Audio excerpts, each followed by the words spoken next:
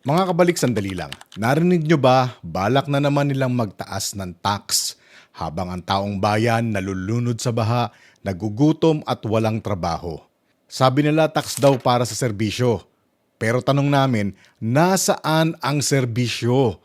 At nakikita namin puro overpriced projects, ghost contracts at bilyong-bilyong kickbacks. Ang kakapal ng mukha nyo.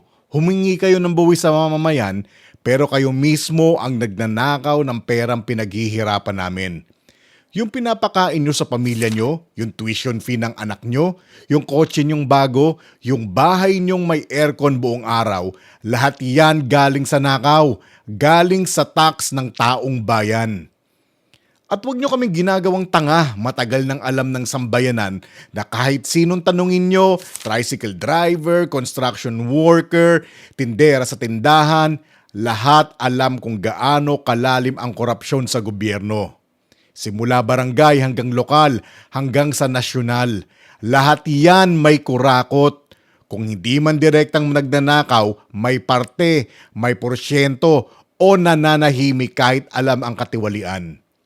Pero ngayon, sobra na. Gising na ang taong bayan. Hindi na kami mananahimik. Ivo-voice out na namin ang mga pinagagawa niyong kabalastugan at pagnanakaw sa pera ng tao. At ito pa, gusto niyong magtaas ng tax? E paano hindi tataas ang tax? E ninanakaw niyo nga. Walang natitira sa kaban ng bayan dahil kayo ang unang sumasawsaw.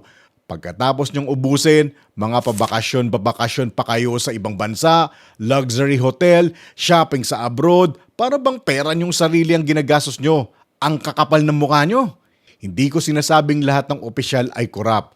Pero yung mga walang hiya, yung papogi sa media habang may kabit sa korupsyon, yung mga tahimik pero kumikita, sila ang dapat patawan ng katarungan. Linisin niyo muna sarili niyong bulsa bago kayo manghingi ulit ng dagdag tax.